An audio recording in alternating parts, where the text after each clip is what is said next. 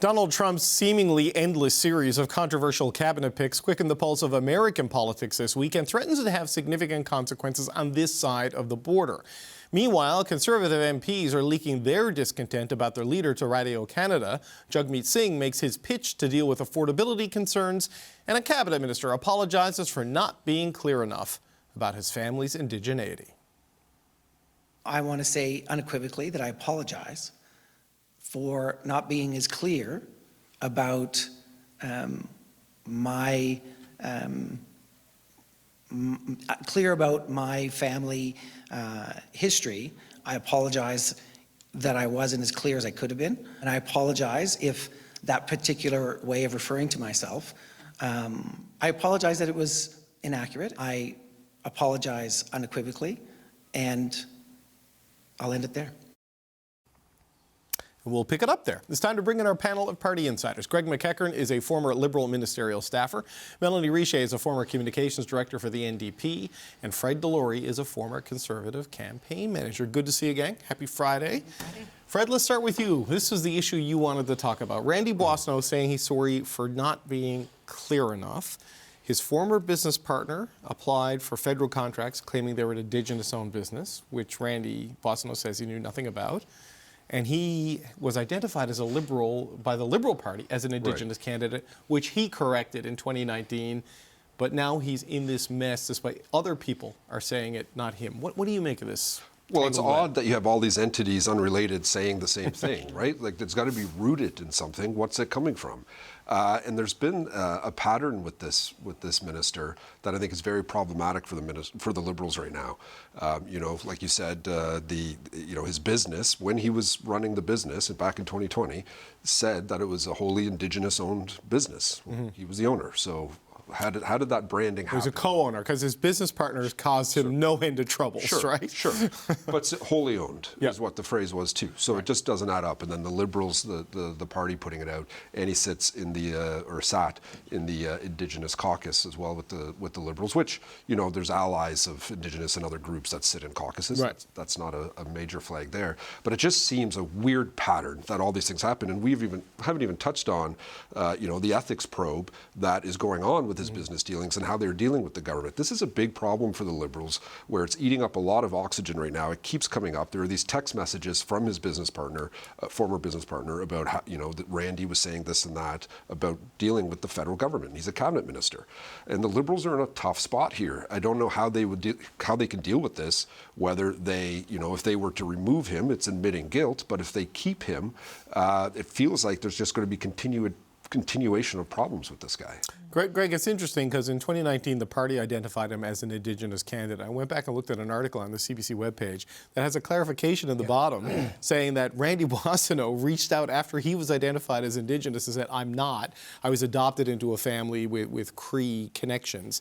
And it's either he has been very unclear or other people keep making the mistake, but either way, it's not going away. And he apologized today, and Pierre Poilievre's called it a fake apology from a fake minister working for a fake prime minister. Where does this one go, do you think? Don't bogart my spin, Cochrane. That's like Sorry, man. I'm trying to put the facts out there as they're known. You know, in prep for this, when I heard this, what Fred wants to talk about, I found a correction September 5th, 2019, more than 5 years ago, that said everything that Randy said. So I would say, if I were the Liberals today, I don't know if I would have put the minister out like that. I would have just been sending that screen cap, September 5th, 2019, where it lays out everything that he says he's not Indigenous. So I would have just pushed that. I have a different view on communications on this, where there are some things that you don't need to do to add more oxygen.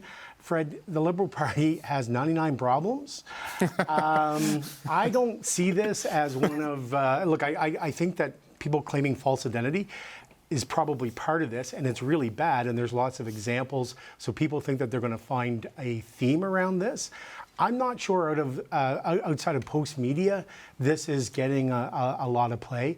It's confusing and convoluted, and yes, there may be issues around the business part of this, but I think Minister Boissonnault made this very clear in a correction that was published more than 5 years ago.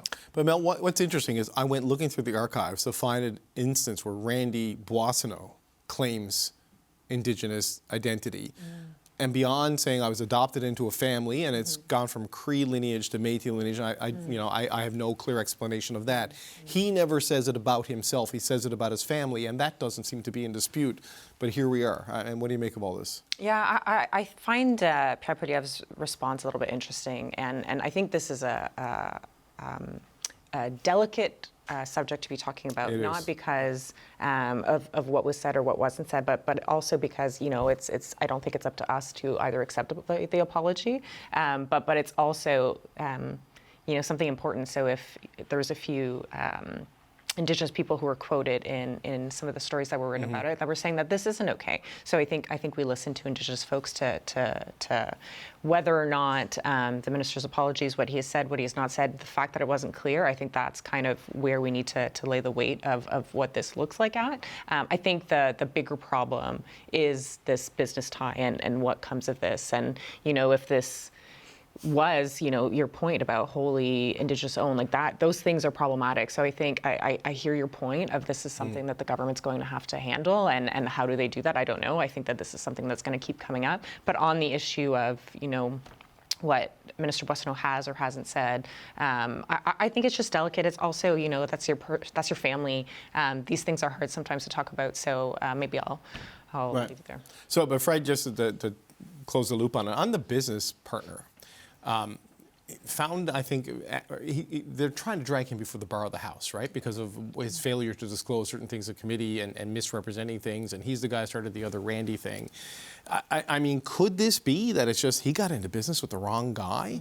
Or do you think there is something more nefarious with Boissonnault directly? Well, there's, again, it looks like his business partner, if he's not disclosing stuff to the House, that is problematic, and he's got to be called to do that. But that a cabinet minister went into business with someone like this, that is problematic. But at the same time, there's a pattern here with him. And there's another issue that I read in CBC today online, was how he refers to himself as a non-status adopted Cree, that he was told by an Indigenous researcher he could say, and then it was that researcher saying that's not true. Like, it's just continuation of a pattern. Yeah, the phrasing. There was a disagreement in what the phrasing should be. It just keeps coming out, just new statements and changing stories with him that I think really calls into question maybe the business partner wasn't the problem. Okay. All right. Moving on to Greg's pick. This is a story my colleague Christian Noel with Radio Canada was on the show last night talking about a story he did. Conservative MPs unhappy with being told they're not allowed to ask for Housing Accelerator money and having their names released, Greg, without their knowledge that these are the people who have applied for it. And we had a mayor on from New Brunswick saying, this is bad move. What do you make of this story? So just the backstory on this is that one day in the House, Minister Sean Fraser, in response to a question, pointed out that he was getting letters. He said, perhaps at that first time, just a letter from Conservative MPs looking for support from the Housing Accelerator program. And I remember thinking at the time, if there's one, there's probably going to be others. And the next couple of days, there were others, and I thought, oh, there's probably still some more that are working their way through the system. So I think now the count is at 17 Conservative MPs that think this is a good enough program to advocate for support in their community from this program. And they got in trouble for it, and they got in trouble by their leader and their leader's office. And I will say this, about members of Parliament. Having been a staffer, there are a ton of MPs that can really, get on your nerves. But at the end of the day, they put their name on the ballot and the staffer did not. And the thing that I had the biggest surprise over in that article when it was revealed that in an attempt to get out ahead of Minister Sean Fraser's pushback on this, they released the names, but they didn't tell the 17 MPs that they were going to do it. And that is a hell of a thing to find out if you're a member of Parliament and you hear on the news that your name is there, your letter is there. And, the Liberals ran into this a couple of years ago. I was a big advocate for an inquiry to be called into the massacre in Nova Scotia. And the Liberals had something around that. And boy, Liberal MPs were really quick to come out and say, no, I did not agree to put my name on that letter. Yeah. You do not touch that stuff. It is their reputation. They're the people who have decided to run. And I thought, for a caucus that is really, really strong in terms of caucus management, there's a lot of fear. He's got the carrot and the stick, and the carrot obviously is going to be if they win a cabinet post. But all of a sudden, you've got leaks and people aren't happy. I think it was significant. Yeah, there's a difference, I guess, Mel, between caucus management and caucus discipline. And there's a strong caucus discipline, but what we're seeing now is that, I mean, there's no real disputing this story from anybody or saying it isn't true. Well, what does it say that this many MPs or people in the caucus are frustrated with being told you can't advocate for your constituents? Right. I think most people, when they run for, elected office, they run because they want to make a difference in their local community. They want to, make things better. They want to help people. And this program is a way for them to do that. So they probably, saw what they could go get from the fund, and we're probably working with local stakeholders, probably working with people like mayors, like other folks in the ridings to get this going. And to hear that you can't do that is probably not fun. So I appreciate the discipline. What I'll say from a communications perspective is I used to hate when my MPs would stand with other MPs to make an announcement. It was always like, if you have something important to say, it would be great if you could stand on your own and do it. So I understand the how do we communicate this while we're still opposition, but you go to Ottawa to make a difference. You go to Ottawa to make things better, and being told, no, you can't do this. And it's so partisan that now you can't even access the funds, which means you can't help the people in your riding, to me is overplaying. It's bad. And then how do you go back home and say, my guy is in it for you, but actually, no, he's not, because he doesn't want me to help you, and we can help you with this. It's just bad communication. So I don't think it's going to help those MPs in the riding. Fred, we talked to the mayor of Butternut Valley in New Brunswick last night. I mean, the three of us are from Atlantic Canada, you're from smaller town, Ontario. You know how tough it is to get money for water and sewer. This is a fund ready-made for it, and their MP Rob Moore is not allowed to ask for it. Right. I mean, that's not going to, I know they got the big lead and stuff, but that's the sort of stuff that bites you in small places like Atlantic Canada, doesn't it? It does if you're not disciplined in telling the story about the problem with that whole program, right? And that's where the Conservatives, I think, made these caucus members. If the leader doesn't believe this program is real, that it'll ever work, and that it's something that's actually going to build homes. The Conservative it doesn't build homes, it builds the infrastructure that is required for homes. Maybe right? that'll take a long time to do it. He thinks he has a better plan that'll do it much faster. So if the Conservatives believe in that and that's their message, they should be united in doing that. But I understand at the same time, when your small town mayor is asking you, hey, can you pitch in and do that it puts them in a tough spot. But again, they, if they are going to be disciplined as well as they've been doing, they need to go to their mayors and say, this is a bad program. This isn't actually going to do anything for you. Okay, but there's 180 communities, give or take, that have signed up for this program. And there's people like Mike Moffat, who likes the GST cut Pierre Poilievre is promising, but also really likes the broad outlines of the housing, et cetera, fund. So you need both.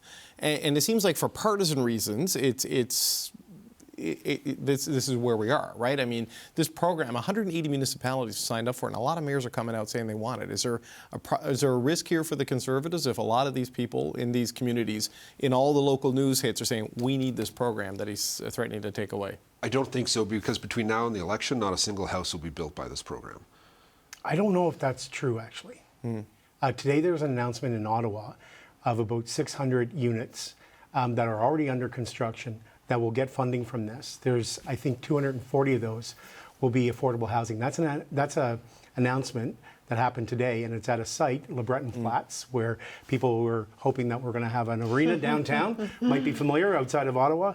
So I think there are some things underway. The other thing about the GST cut, one of the other mayors quoted in the story is from the Kamloops riding, and he talks about trying to build I believe it's a seniors home with 100 beds. And so the GST cut doesn't really won't help, do that, right? But and it's about the water and sewer that they need in order to build a facility with 100 beds. So I think, and the other part of your point, Fred, is the mayors, the 177 communities outside of Quebec that have participated in this, they believe this is a real program. And so if they think that this program is going to be cut by the Conservatives, they've got a bit of the Conservatives have a bit of an issue trying to reconvert these folks. Okay, Mel, we're going to talk more about housing between now and the election. See how many houses get built. Mel, you wanted to talk about Jagmeet Singh's pitch on affordability. He gave a big speech in Toronto that I don't think got a lot of coverage because Taylor Swift showed up the same day.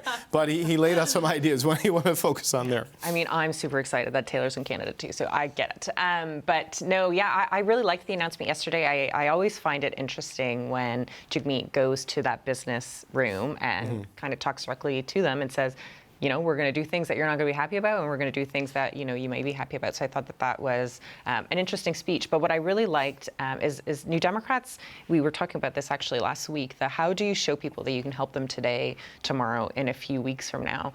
Usually, you know, the NDP has these programs that they want to bring in that will make a real difference in people's lives, but maybe it takes a while for Right. folks to feel the impact, for folks to see it impact their family budgets. Whereas, you know, the announcement that he said of taking the tax off of essentials is something that people could see right away, that people could see it having an impact Home on their heating, family cell budgets. phone bills, internet, Exactly. diapers, kids' Exactly. clothes, these sorts of things, prepared meals. So I thought that was a really smart announcement of, you know, we care about tackling the systems that are making things harder for people, but we are also listening to folks. We hear that you're having a hard time, that you're having to stretch your budget, and this is what our proposal is to help you in that. So I thought that was a smart announcement from Jagmeet yesterday. Fred, it's a play on the affordability agenda, right?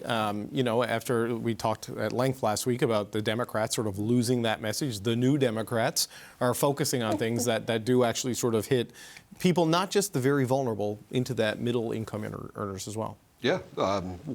Welcome to the show. You know, it's been 2 years we've been dealing with affordability. Welcome it's to good the show. Another party is finally trying to put something down on it. I think it's great. That's a huge compliment, Mel. You should absolutely take that. But no, look, it is good to see that the NDP is in favor of some tax cuts. It's not typically the party of that. Of course, they have massive programs that they want to fund. So I don't know how all of this is going to work, where they're going to cut tax and build up and expand all the other programs that they want. But Yes, as opposed to the deeply detailed policy clarity that your crowd has put on the table and how they're going to pay for everything. No, but like, to be fair to I think Jack Layton has wanted to take the HST off of tax cuts all the way back. Yeah. But you know, Greg, this is everyone is moving in this direction, and Fred's kind of right though. All of these affordability things, we're seeing this in the Nova Scotia election. It's giving up revenue, right? When there's still all these other things you have to deal with. But you know, they've got a coherent message on this. What's your thought there? Yeah, the accounting's separate. This was exactly what we were told following the election in the United States that people want to hear about. Yes. And the challenge is it didn't really break through. There are challenges, but you spoke last night, I think you really upset the apple cart, where you gave a projection about what it would be like with under a Conservative government if they cut the CBC and they cut the subsidy for newspapers. We're going to have even bigger challenges. I think about what I did on 2 national campaigns, trying to get the message out. And the challenge right now, good announcement. It's what people are supposed to want. How much of it actually broke through? I think, I look at that and then I think, wow, what's it going to be like during an election when you're competing with all of this? I think it's just about being consistent. Like the Jagmeet just now needs to be consistent. The party just needs to be consistent, and they need to be like talking about it Polyeva's done. everywhere. It's right? the same like message nonstop. And you need to share this everywhere. Yeah. Maybe the announcement wasn't, totally covered yesterday. That's fine. You'll have opportunity after opportunity after opportunity. You just have to take that opportunity. But the one thing that I also wanted to add was, while you talk about revenue, the NDP has a plan to bring in revenue that is a little bit different from what the Liberals have put forward. They've said that they're not afraid to go get money from those that they consider the ultra rich. So. Right. That's also something to consider when you're looking at balancing the cost revenue. Right. Okay. Look, I do want to. A lot has happened since we sort of digested the U.S. results last week. The cabinet appointments, Fred, are interesting. It started off with like Marco Rubio and Mike Waltz, who are pretty conventional Republicans, and now you got Matt Gaetz, Tulsi Gabbard, Robert F. Kennedy Jr., Secretary of Defense and Pete Hegseth, who came off the Fox and Friends couch, and now we're finding out about sexual assault allegations against him from out in California. Just what do you think Prime Minister Trudeau and whoever is Prime Minister after the next election is going to be dealing with when they go to Washington? This is an interesting dynamic developing. And it's interesting where Trudeau and gang have dealt with Trump before, but that was a different Was it ever? Yeah. Trump 1.0 is nothing like Trump 2.0. This is a whole different ball game. I think when Trump was first elected in 2016, he was surprised as many were. He was the dog who caught the car in some ways. He right? didn't have an agenda, didn't have a plan. He has something now, and he has allies that have really ingratiated themselves with him, and he's putting them in key points and parts. Marco Rubio, that was an excellent appointment. Full disclosure, I supported him when he ran for president against Trump in 2016. But when I saw Matt Gaetz, and everyone's jaw dropped. I don't know how. Trump 1.0 is about drain the swamp. This seems to be nuke the swamp. This is just a fascinating group of people. I am looking forward to see who's going to be the ambassador to Canada. That's going to be super interesting, and obviously I'm kind of hoping that Hulk Hogan will get that role. Childhood hero. At the same time, the funny thing is, it's actually realistic. It could happen. Hulk Hogan could be our ambassador. There is a non-zero chance, right? Which is bizarre to think about. But Greg, look, the Senate is going to have a confirmation role in all of this, and obviously the Matt Gaetz one, because of the ethics report and the criminal investigations, that's a challenge. But RFK Jr. is, if you're charitable, a vaccine skeptic. But he's probably anti-vax. He would be in charge of vaccine development and approval if there's another pandemic. Roll back in time and imagine what COVID would have been like. Would you have even been able to do Operation Warp Speed with a guy like RFK heading that agency? Yeah, or I saw on Twitter, and it's a bit, flip, but make polio great again. I mean, Robert Kennedy Jr., his own family has disavowed him on, the entire Kennedy clan, and a couple of them had, later generations, Kathleen Kennedy Townsend was lieutenant governor of a state. Some of them were in Congress. None of them want anything to do with him. It's really easy to joke. There's some really funny jokes out there, and as much as I don't want to be trite, there is something about humor in politics where I've always learned, or I had learned to be careful, because it's kind of like full saturation when you become a joke, and usually it takes a long time for that to happen. When I worked in provincial politics and the legislature was sitting late, I used to like to take a cab and ask the cab driver what he was thinking. Often would refer to Bruce McKinnon or Michael Dieter's editorial cartoons, because that's where it kind of crystallized. The humor and the mocking moved really quickly on this. And for a lot of people who said that Trump was going to be like this, and people who tried to say he wasn't, within days, I mean, Matt Gaetz, I don't know, I wouldn't want my kids to be around that person. And there are senators who had said things around him, and now they're trying to choke them back because Trump is president again. And we go back to our earlier comments about all politics being local when it comes to the housing accelerator. It's going to be the same thing for them. They're going to have to face whether or not they're going to support some of these appointments. Well, I mean, look, the Matt Gaetz thing, there is a House ethics report that may not see the light of day because he's resigned from his seat in Congress for this, which trying to create a procedural reason for it wouldn't be released. But it's about an investigation into this allegations against him of cross-border underage sex trafficking, and the victim in this has testified at the committee that she was 17 when he had sex with her. And this guy is being nominated to be the top law enforcement official, the job that Bobby Kennedy Sr. held in the JFK White House. So that's where we are. So Mel, just last word, just thoughts from the U.S. and just there's all the challenges on the policy front, and then there is the personality challenges as well. Maybe. Right. It's almost like satire if you were going to watch Veep, but totally opposite is what it seems like it's happening in the States. And for folks who were saying, don't worry about Donald Trump, don't worry about how he's going to be a president. To me, seeing some of these announcements would worry the heck out of me. For plenty of reasons, but particularly the appointments that we've heard as of late. And I think, to your question earlier about how this affects Canada and how we can work with these folks, there's going to be a steep learning curve for a lot of those folks that are put in those positions. And what do you do, on this side of the border to make sure that Canada's interests are front and center is going to be an extra level of challenging for, something that we've already all said is going to be challenging to deal with. And last time the government was in a majority, behind the polls, had a lot of political capital, was brand new, and we're not at that stage of the political cycle. David, if I could just quickly Very say, quickly, yeah. I've not received as much feedback on anything as I did on Mel's comments last week, and it was incredibly positive. I heard from so many people. Again, well said. All right, and you can watch it on YouTube. We try to post it every week. Fred Delory, Greg McEachern, Melanie Richer, thanks for being here every Friday.